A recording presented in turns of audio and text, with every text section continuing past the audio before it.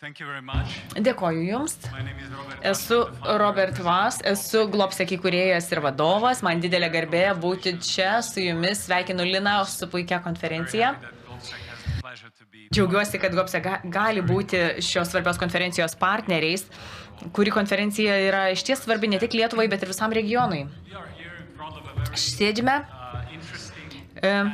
įdomios diskusijos akivaizdoje, dar vienos įdomios. Kalbėsime apie svarbę temą, kaip išlaikyti Amerikos susidomėjimą. Man, ko gero, nereikia pristatinėti pranešėjų, nes juos jau pristatė renginio vedėja. Diskusijos dalyviai išties labai stiprus, tikiuosi, pamatysime ne tik sutarimų, bet ir nesutarimų, nuomonių išsiskirimo. Gyvename išties sisteminių pokyčių metu. Tai yra ne tik tas laikas, kai galime ramiai sėdėti ir laukti to, kas nutiks ar kas bus. Tai tikrai nėra geriausia strategija. Ir tikiuosi, kad nesugrįšime į tą etapą, į transatlantinių ryšių, kokie jie buvo anksčiau. Tai yra tikrai sisteminis pokytis, kuris pakeis pasaulį. Taisyklėmis pagrįsta tvarka daugelį metų buvo įprasta, bet dabar jie yra išbandoma. Rusijos agresija, vis labiau įsitvirtinančią Kiniją, pokyčiai į labiau prekybos santykiais pagrįstus poslinkius ir visa tai keičia ir besivystančios technologijos. Per pastarąjį dešimtmetį Europa kūrė savo ekonominės sėkmės istoriją, grįsdama keletų dalykų esminių. Pirmiausia, pigiomis dujomis ir nafta iš Rusijos, tai baigėsi. Pigių maistų iš Kinijos, prekėmis, tačiau pigiomis iš Kinijos tas taip pat baigėsi. Pigių saugumu iš JAV, tai taip pat baigėsi. Tai turime didžiulę investicijų spragą Europoje, kurią turime užpildyti. Ir tą turime padaryti labai sparčiai, nes esame atsidūrę labai sudėtingoje situacijoje. Tačiau ši priklausomybė taip pat tapo ir mūsų pažeidžiamumu. Matome Trumpo administraciją, kuri dar labiau tik tai gilina tą neužtikrintumą, kalbant apie paramą Ukrainai. Ir daugelis Europoje dabar kvestionuoja, ar kiek tvirti JAV įsipareigojimai Europos saugumui. Naujoji Trumpo administracija ir JAV apskritai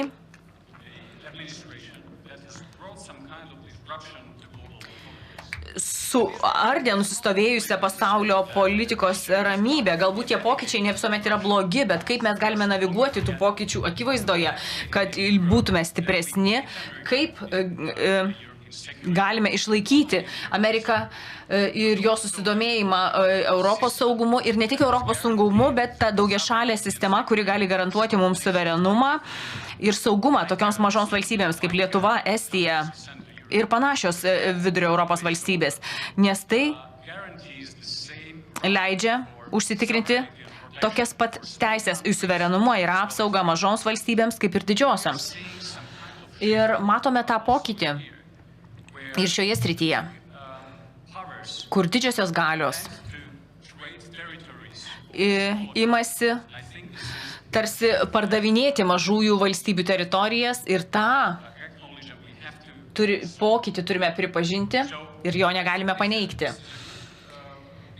Tai yra toks nemenkas strateginių klausimų miksas, į kurį bandys atsakyti šis būtent panelė. Pirmiausia, norėčiau kreiptis į Filipą Tieną, buvusį Prancūzijos ambasadorių JAV, kuris dirbo ir kartu su prezidentu Macronu. Jūs puikiai išmanote ir Europos politiką, ir transatlantinės niuansus. Kaip galime subalansuoti tą būtinybę europiečiams veikti ir daryti daugiau ir užsitikrinti tuos transatlantinius ryšius, kad jie būtų aiškus, kaip išlaikyti tą Amerikos susidomėjimą Europos saugumu. Koks būtų planas B, jeigu Amerika vis dėlto nusprendtų nusisukti nuo Europos? Visų pirma, dėkoju už kvietimą. Galbūt jūs klausėte, ką reiškia tas Mission Liberation mano pareigose. Aš esu pirmininkas tos organizacijos, kuri buvo įkurta švenčiant 80-asias išsilaisvinimo metinės. Ir šiuose pareigose man teko Prancūzijoje pasveikyti nuostabius Amerikos veteranus, kurie atvyko į mūsų šalį siųsdami žinią mūsų jaunimui. Taigi šioje šalyje, Lietuvoje, kur džiaugiuosi būdamas dar vėl ir vėl kartą, istorijos vertinimas yra toks svarbus, tai man tai yra labai svarbi žinia. Tai yra ne tik didelė būtinybė, tačiau šiais laikais mes vėl akivaizdžiai matome laisvės kainą ir pavojų, kuris kyla demokratijoms. Koks svarbus tas ryšys yra ne tik mūsų istorijai, bet ir dabarčiai. Ir jūs minėjote nenuspėjamumą ir tai, apie ką buvo kalbėta ir kitose diskusijose, tai, kad JAV ir visi įžengė į pasaulį, kuriame vyrauja nauji prioritetai. Ir Prancūzijoje mes taip pat turime tam įtakos Indijos bei Ramiojo vandenyno regione ir mes matome tuos pokyčius ir tas suvokiama. JAV perskirsto savo prioritetus ir kaip Kristianas Danielsenas sakė prieš piet, Ramiojo vandenyno regione mes turime išlaikyti tą cirkuliacijos laisvę. Nenoriu galbūt nuspėti, kokia bus kita nacionalinio saugumo strategija JAV, tačiau europiečiai turi su tuo susitaikyti ir dirbti ties tuo. Kalbant apie jūsų klausimą, man atrodo, nėra prieštaravimo tarp stiprios Europos gynybos ir tvirtų transatlantinių ryšių. Pasakysiu kai ką iš savo patirties, kai dirbau ambasadoriumi JAV. Daug sutikau žmonių iš abiejų partijų ir jie man dažnai sakydavo, kad jūs labai daug kalbate apie taip, kaip reikia ką daryti, bet nedarote to, darykite tai. Būkite patys stipresni. Nemanau, kad čia prieštarauja tie dalykai vieni kitiems. Mes norime išlaikyti JAV įsipareigojimus, saugumo įsipareigojimus Europai, tiek Prancūzijoje, tiek visur kitur Europoje. Ir norėdami išlaikyti tai, mes tik tai prisimdami didesnę atsakomybę ant savo pečių. Ir žinau, kad yra toks pasakymas pasidalyti ir išsidalyti, bet kad mes turime imtis didesnės atsakomybės, kai to nenorės daryti mūsų JAV draugai. Ir tai neprieštarauja viena kitam šios savokos. Mes labai daug išmokome iš karo Ukrainoje. Labai aiškus prioritetas yra vystyti NATO, pritaikyti NATO. Prancūzija aktyviai prisideda prie šio prioriteto. NATO yra mūsų europinės gynybos prioritetas. Taip pat kūrėme ir savo vidinius gynybinius pajėgumus Europoje, kurie būtų suderinami su NATO pajėgumais. Jie turi dirbti ir sąveikauti kartu, o ne dubliuoti vieni kitus.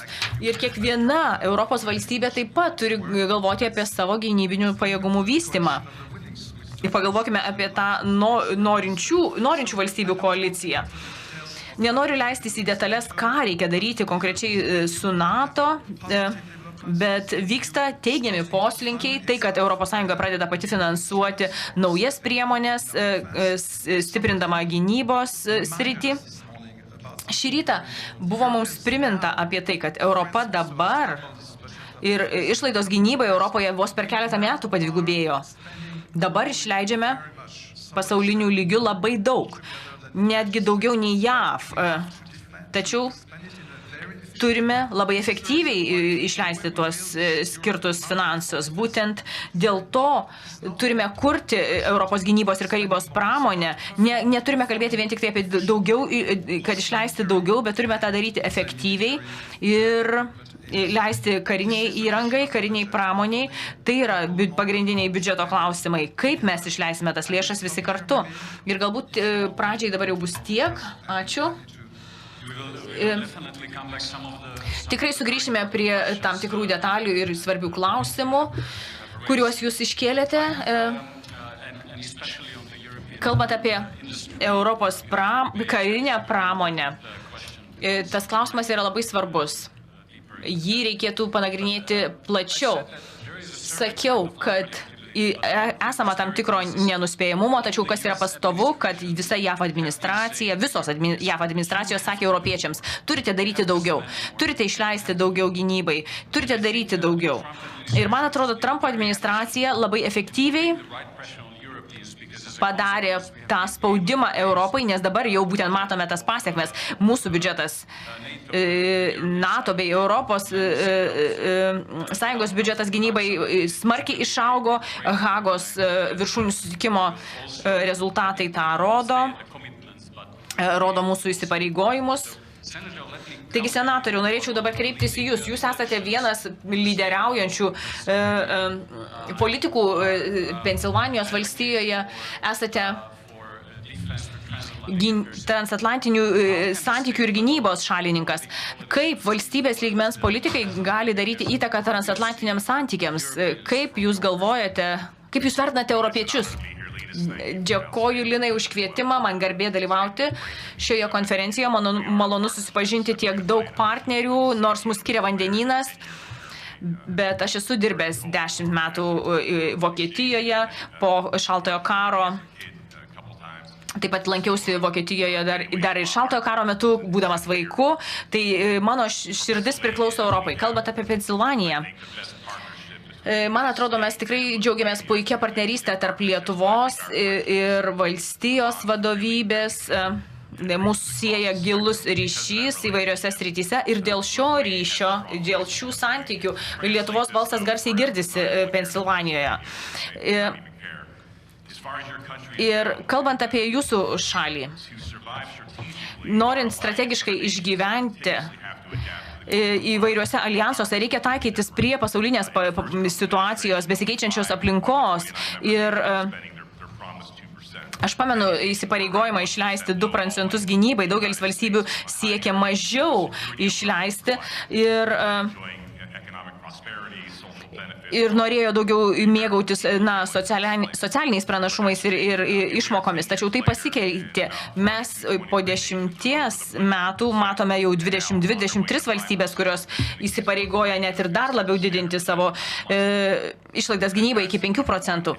Tai vienas dalykas. Jeigu norite, kad jūsų balsas būtų girdamas prie stalo su Trumpu, jūs ne tik kalbėkite apie pažadus, bet vykdykite juos.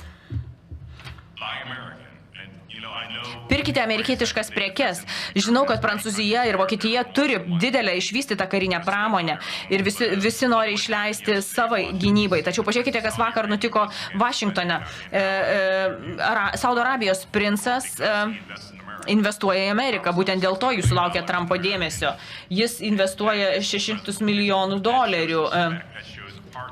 Tai rodo partnerystę, o ne tik tai norėjimą pasinaudoti JAV saugumo skėčių, netliekant savo dalies, nemokant. Lietuva rodo gerą pavyzdį ir kitoms valstybėms. Tiesiog sekite Lietuvos pavyzdžių ir įsigykite karinės įrangos už 2 milijardus eurų, kaip kad tai tą padarė Lietuva. Kitas dalykas, kai turite galimybę kalbėti su administracija, labai aiškiai ir glaudžiai kalbėkite. Lietuvos prezidentas arba užsienio reikalų ministras pasakytų, kad mes leidžiame lėšas jūsų kariniai pramoniai, didiname savo finansavimą iki 5%. Nuolat tą kartokite. Raskite galimybių Trumpui pastebėti jo laimėjimus. Kalbėkite apie juos, girkite jį. Lietuvai tai būtų tai, kad $2 milijardai leidžiami JAV kariniai įrangai įsigyti. Nesutarimus privačiai spręskite, viešai jų nespręskite, nes tai būtų savižudybė. Mačiau daug nesutarimų, kai buvau jaunas vadovas ir esminiai nesutarimai dėl raketų Persijos įlankos kare. Ir visuomet tuos nesutarimus spręsdavome privačiai ir pagarbiai. Ir tai turi vykti už uždarų durų. Jūsų atstovai turi išeiti ir pasakyti tik tai tuos dalykus, kurie nekenktų jūsų santykiam. Dabar tokios partnerystės palankios palaikymas yra svarbesnis nei bet kada, kai negalime pasikliauti nei Rusija ir nežinome, kas bus toliau Ukrainoje. Benjaminas Franklinas sakė, kad kai pasirašėme nepriklausomybės deklaraciją, arba būsime kartu, arba eisime atskirai. Laikykimės kartu ir laimėkime šią bendrą kovą. Ačiū Jums, senatorių. Puikios mintis, sugrįšime prie jų. Pamiršau paminėti, bet vis dar galiu paminėti, kad galite klausti klausimų, užduoti savo klausimus slaido. Ir matau, kad jau keletas jų yra. Aš prie jų sugrįšiu, kai tik tai baigsime pirmąjį pasisakymų ratą. Laurinai, norėčiau jūsų paklausti. Europa jau patiria hibridinį karą iš Rusijos. Matome saugumo incidentų visoje Europoje, beveik kasdien vykstančių. Rusai skraido virš NATO teritorijos, skraido virš oro bazių, virš oro uostų. Matome tuos veiksmus, kurie vyksta Lenkijoje ir kitose šalyse, kur matome išpolius prieš kritinę infrastruktūrą. Ar jau esame kare? Nes hibridinis karas taip pat yra karas. Ir jeigu taip, ar esame pasiruošę atgrasyti Rusiją? Ar mūsų pozicijos šiuo metu pakanka Rusijai atgrasyti? Nes ką mes matome Ukrainoje, man atrodo, tai buvo nepavykęs atgrasimas. Ir kaip mes galime išvengti didesnių išpolių iš Rusijos pusės, rodydami savo vieningus įsipareigojimus ir pajėgumus, bet ir savo politinę valią apsiginti ir duoti tvirtą atsaką. Pirmiausia, dėkoju už kvietimą, Linai, nuostabus tradicinis renginys ir nuostabus klausimas. Na, žinote, NATO problema yra ta, kad mes turime gynybos alijansą. Gynyba visuomet reiškia bandymai rasti priežastis situacijai deeskaluoti ir sakyti, kad rizika yra per didelė imtis veiksmų. Dėl to Rusija nuolat išbandinėja mus, bando peržengti tą raudoną liniją ir stebi mūsų reakcijas. Žinote, ką reiškia ta nuolatinė eskalacija? Jie bando įtraukti mus į tą žaidimą ir NATO visuomet bando rasti priežasčių padėčiai deeskaluoti. Būtent dėl to turime transformuotis į aktyvios gynybos alijansą. Ir spręsti dilemas ne tik simetriškai, bet bent jau asimetriškai, reaguojant į mūsų priešus ir esamą situaciją. Jie turi pajausti pasekmę savo provokacijų, diversijų ir kitų veiksmų. Mes jaučiame agresiją, ji yra kitokio lygio nei Ukrainoje. Ukrainoje vyksta brutali konvencinė agresija. NATO šalyse mes matome bandymus įstumti mus į pilkąją zoną ir išbandyti mūsų saugumo architektūrą. Nesakau, kad atgrasimo architektūra neveikia. Lietuvoje daug įvairiausių aiškinimų ir interpretacijų buvo Liepos mėnesį, kai du Gerberos dronai atskridė greičiausiai iš Ukrainos, kadangi ukrainiečiai greičiausiai juos nukreipė radiolokacinėmis priemonėmis, ir du Gerbero dronai, kurie gali skristi 600-700 km be kuro, jie kirto Lietuvos oro erdvę ir įskrido į Lietuvos teritoriją. Tai buvo įvairiausių spekulacijų tuo metu ir žinote, ar jau yra karas ar ne, kodėl mes neturime dronų aptikimo sistemos, kodėl neturime reikiamos įrangos, reikiamų specialistų. Tačiau nenoriu sakyti, kad gynyba neveikia. Ko gero problema yra ta, kad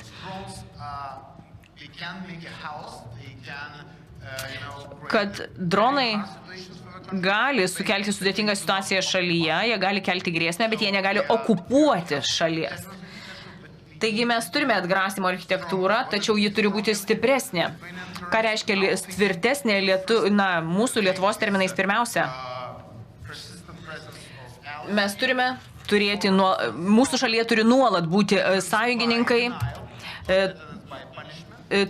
turime neneigti situacijas, o bausti už tokius, įsiveržimus. Turime turėti aktyvią atgrasimo liniją, pajėgumus reaguoti greitai. Ir turime būti gerokai lankstesni planuojant NATO gynybą, kad galėtume priimti sprendimus Europoje be šalių balsavimo. Turime turėti daugiau autonomijos tam tikrais klausimais, kalbant apie logistikos linijų parengimą, apie pratybų organizavimą daug sparčiau, kad tai vyktų lanksčiau ir sparčiau. Privalome prie to pristaikyti ir mes tą darome, žingsnis po žingsnio, po truputėlį. Mūsų dilema NATO, sakyčiau, yra, kad mūsų koncepcijos kartais atrodo pasenusios. Ukrainos karo realybėje mes turime adaptuoti savo doktrinas, nesilaikyti senųjų doktrinų ir nėra lengva tą padaryti taikos metu. Visi mūsų generolai, buvo apmokyti pagal senąją doktriną ir prisitaikyti prie naujos jiems nėra lengva. Ir daug diskusijų vyksta čia Lietuvoje. Ar karas Ukrainoje keičia karybą? Dabar mes suvokiame, kad mes turime intensyviau dirbti gynybos srityje, bet mes jau praradome bent pusmetį, jeigu ne 2 metus šioje srityje. Tai yra didysis iššūkis NATO. Jam reikia tapti aktyvių atgrasimo aljansų. Puikus pastebėjimas. Tikiuosi, kad bus dar daugiau laiko apie tai šiek tiek pakalbėti ir galėsime sureaguoti į visus tuos dalykus, kuriuos jūs paminėjote. Labai tvirtas aspektas ta proaktyvi gynyba ir atgrasimas ir deeskalacija. Žinoma, reikia deeskaluoti. Jakobai, dabar norėčiau kreiptis į jūs. Jūs būsite vienas paskutiniųjų atsakantis į šį klausimą, tai galite sureaguoti jau į tai, ką ir sakė kiti diskusijos dalyviai. Norėčiau jūsų dar taip pat paklausti. JAV globalios pozicijos peržiūra, kaip jūs įsivaizduojate, kaip tai atrodys? Ačiū Robertai, ačiū Linai. Puikia diskusija, puikus renginys, esu dėkingas už kvietimą. Kalbant apie jūsų konkretų klausimą, mes jau kurį laiką laukiamės, nes ko gero tai jau vasarą laukiame tos pasikeitusios pozicijos, peržiūrėtos JAV pozicijos. Ir bent jau sklido tokie gandai. Europoje, manau, jau šios diskusijos rodo, kad mes suvokiame, kad JAV dabar šiame esminėme mūšyje su Kinija, jiems, žinoma, tai yra prioritetas ir mes suvokiame, kad turime imtis tvirtesnio vaidmens ne tik tai piniginių požiūrių, investuoti daugiau, leisti daugiau, bet ir susikurti realius kovinius pajėgumus. Manau, kad galime kalbėti už daugelį europiečių, bent jau šio regiono atstovus, kad mes viliamės, kad šis pozicijos, peržiūrėjimas galbūt neradikaliai sumažins JAV buvimą Europoje, ypatingai pafrontės valstybėse ir regione. Bent jau tie gandai, kuriuos aš girdžiu, yra tokie. Būtų labai įdomu, ką pasakys kiti. Iš dalies.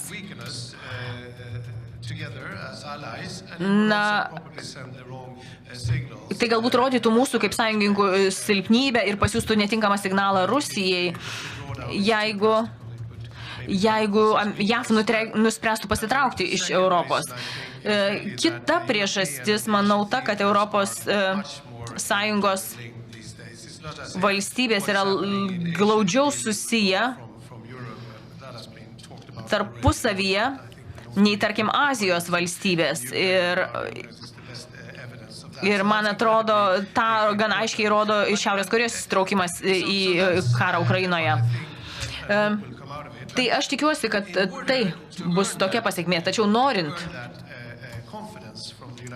užsitarnauti JAV pasitikėjimą, mes turime daryti tuos dalykus, kurie buvo paminėti, žinoma, vykdyti savo įsipareigojimus, didinti išlaidas gynybai, didinti savo gynybinius pajėgumus, tai realius gynybinius pajėgumus. Ir svarbu matyti ES kaip papildomą įrankį sustiprinti NATO pajėgumus, kurie jau žinoma yra. Ir tas jau buvo minėta, nacionalinių pajėgumų stiprinimas, ES parengties programa, turime SAFE, turime kitus finansavimo įrankius ir netgi kalbant konkrečiau, mums reikia tinkamo gero dialogo su JAV draugais ir sąjungininkais apie tai, ką dar papildomai Europa turėtų padaryti, ko šiuo metu dar kol kas neturi.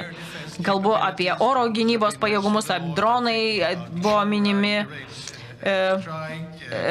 ilgojo ir vidutinio nuotolio koviniai pajėgumai, tam tikros sritis, kuriuose JAV yra išleidusi milijardus ir leido dešimtmečiais tuos milijardus ir žinoma, galbūt Europa negalės pakeisti JAV šioje srityje, tačiau turėtų bandyti.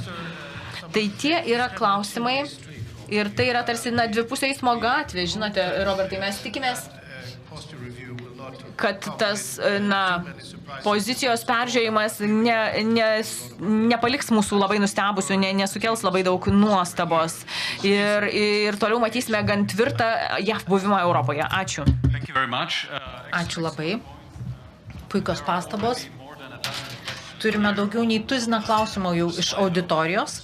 Pateiktų slaido platformoje turėsiu pasirinkti kelis, nes visų užduoti tikrai negaliu. Norėčiau kreiptis į ambasadorių Etieną.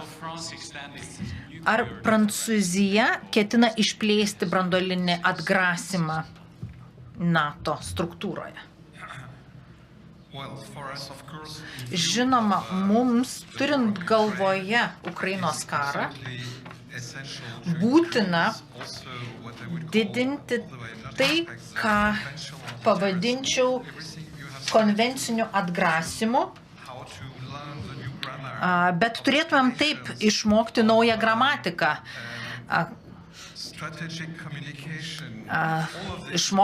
Turime išmokti tos strateginės komunikacijos. Žinoma, branduolinis atgrasimas išlieka kritiškai svarbus ir buvo kritiškai svarbus Atlanto aljanse. Kai kalbame apie savo nepriklausomą branduolinį atgrasimą, jis yra NATO dalis. Ir mūsų prezidentai, skaitant prezidentą Macroną, yra aiškiai pasakę, kokia yra šio branduolinio atgrasimo prasmė. Buvo siūlomas dialogas su kitomis Europos šalimis. Mes neketinama pakeisti JAV branduolinio atgrasimo. Scenoje buvo sakančiųjų, kad nenorime pakeisti JAV branduolinio atgrasimo. Taip, mums niekada tokių minčių nekilo. Mes tiesiog norime apie tai kalbėti su savo Europos sąjungininkais. Nes iš tiesų ties Prancūzijos sienomis negalima sustoti. Prancūzijos sienos nežymiai kritinių svarbiausių interesų pabaigos. Mes norime tiesiog užvesti dialogą su Europos sąjungininkais šiuo klausimu. Mes tikrai nemanome Prancūzijoje, kad galime pakeisti JAV, kai kalbam apie branduolinį atgrasimą. Viena pastaba apie karinę pramonę. Kaip jūs minėjote, kad norit vystyti Europos karinę pramonę, nebūtina nutraukti bendradarbiavimo su JAV. Karas Ukrainoje parodė ir įrodė, kad mums reikia daugiau pajėgumų abiejose Atlanto pusėse. Todėl prisijungiu prie Jakobo, kuris minėjo kelias sritis, kur Europos pramonė turi gaminti daug daugiau. Man kažkada teko būti ambasadoriumi JAV ir aš žinau,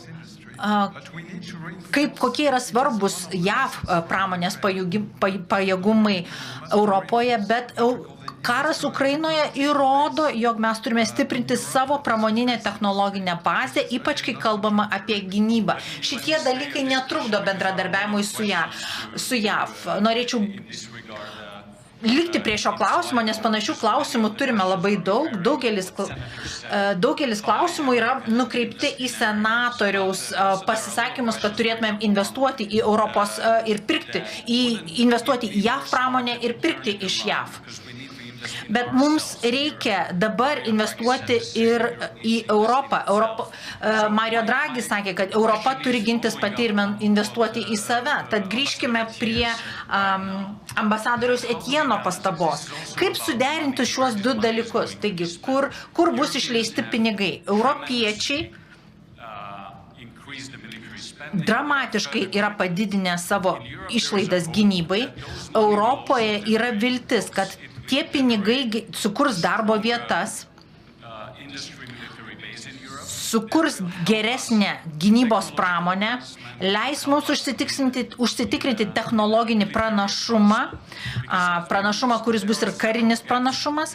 Tiesa, egzistuoja spragų transatlantiniuose santykiuose. Viena, kiek išleidžiame, antra, išleidžiamų lėšų efektyvumas. Yra didelės spragos, kurias turime užpildyti. Mes dažnai išleidžiame labai daug, bet kartais iš tiesų tos lėšos nenueina tikslingai dėl biurokratijos ten, kur reikėtų. Tai mes turime tokią technologijų spragą. Europa atsilieka, negali pasivyti JAV. Tai kaip mes galime investuoti į Europą, bet patraukti JAV įmonės, kad jos būtų tos atsinaujinusios Europos pramoninės karinės bazės dalimi. Mes žinome ir iš Ukrainos pavyzdžio, kad viskas atsiremia į technologijas ir išplečiamumą, gamybos pajėgumų išplečiamumą. Ir to mes dar neturime. Tai čia pabandžiau apjungti kelis klausimus panašius iš pateiktų slaido. Taigi, taip, aš tikrai stebėjau pastabas ir komentarus, kai kalbėjau apie pirkimą iš JAV. Aš žinau, kad daugeliu europiečių yra nepriimtina šios pastabos. Tikrai turite patys savo karo gynybos pramonę, bet tai buvo tik tai mano patarimas. Jeigu jūs norite sėdėti prie JAV prezidento stalo, JAV prezidentui tai patinka. Jam patinka ekonominiai rezultatai. Lietuva išleidžia 2 milijardus pirkdama iš JAV. Tarp kitko, tai yra daug daugiau nei pasiūlė Saudo Arabijos princas. Jis pasiūlė tik tai 600 milijonus per pirkimus. Bet tai įrodo tikrą šalies ketinimą investuoti į santykius su šalis, į partnerystę.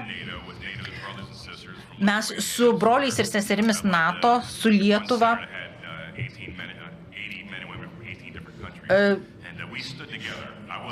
kartu stovime kartu. Iš tiesų buvo tokia diskusija ir mes stovėjome, buvo atvejai, kai stovėjome simboliškai drauge priešais bendrą priešą. Tai ir parodymas Trumpui, kad mes turime tą tokią partnerystę. Deja, tokia yra šiandienos realybė. Jūs galite šį patarimą priimti arba ne, bet jeigu norite būti priimami rimtai, kad jūs būtų žiūrima rimtai, turite investuoti į JAV. Taip, nekovokite viešai su Donaldu Trumpu. Jūs tikrai pralaimėsite ir pralaimės jūsų šalis. Trumpas aiškiai pasakė, kad tikisi, jog kitos partnerės, kitos šalis pirmiausia į pirmą vietą statys JAV. Ta jisai pats ketina daryti. Taip, dinamika keičiasi. Aš, būdamas kareiviu, gyvendamas 10 metų Europoje, tų dalykų nemačiau, bet dabar situacija pasikeitė, ypač po šaltojo karo. Kai kurių dalykų žiniasklaida nebepastebi. Lietuva kovo mėnesį, pavyzdžiui, kai tragiškai žuvo 4 JAV kariškiai Lietuvoje, Lietuva tą žinutę labai aiškiai komunikavo. Tas įvykis atsidūrė ir JAV žiniasklaidoje, nors labai nedaug tokių dalykų ir tokių įvykių Europoje yra pastebima JAV žiniasklaidai. Ir JAV buvo priversta padėkoti Lietuvai už tai, kai buvo pasirūpinta šių karių kūnais, jų atgavimo pastangomis ir parama šeimai. Jakobai, labai trumpai įsiterpsiu, taip, aš tikrai manau, kad reikia padėkoti Amerikai už tai, ką ji daro Europos saugumo labui. Tai turėtų būti standartinė praktika. Aš tiesiog norėjau pasakyti, kad aš atstovauju šaliai, kuri turi gynybos pramonė galbūt didesnė nei būtų galima tikėtis pagal jos dydį. Nors daugelį dalykų, tiesą pasakius, ir perkame iš kitų šalių ir tikrai manau, kad pasiūlymas nėra tiesiog atsisakyti europinės gynybos pramonės. Tiesiog mes kalbame, mes tiesiog rekomenduojame ir skatiname investuoti į Europą, bet tikrai nedraudžiame pirkti iš Amerikos. Įsigykite ir pirkite tai, ką galite, tuo pat metu statydami ir kurdami savo gynybos pramonę, nes mes jau nekartą minėjome, kad Europos gynybos pramonė, karinė pramonė yra labai fragmentuota, egzistuoja daug spragų. Iš tiesų, tą tokį nesuderinamą kažkokiu būdu vis tiek reikia įveikti. Idėjų daug.